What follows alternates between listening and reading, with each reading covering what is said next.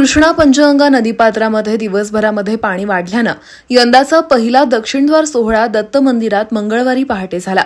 त्यानंतर पुन्हा 4 तासात पाणी ओसरल्यानं उतरता दक्षिणद्वार सोहळा 8:15च्या सुमारास झाला।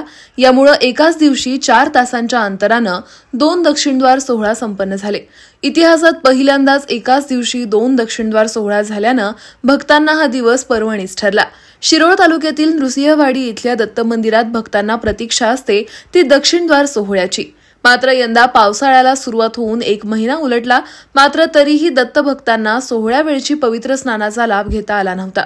अखेर दत्त भक्तांना मंगळवारी पहाटे 4:15च्या दरम्यान दत्त मंदिरात कृष्णेचे पाणी श्रींच्या चरणकमलावरून उत्तरद्वारातून प्रवेश करून दक्षिणद्वाराद्वारे बाहेर पडलं आणि दक्षिणद्वार सोहळा सुरू झाला। या दक्षिणद्वारासमोर स्नान करणं पवित्र मानलं जातं। याचा लाभ शेकडो दत्त भक्तांनी घेतला।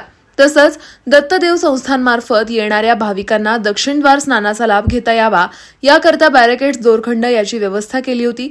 त्यामुळे भाविकांना येथे श्रींचे दर्शन घेऊन पवित्र स्नान करता यावं यासाठी दत्तदेव संस्थांचे विश्वस्त तसेच कर्मचारी कार्यात होते। यामुळे कोणताही अनुचित प्रकार न घडता सर्वांना स्नानाचा लाभ मिळाला।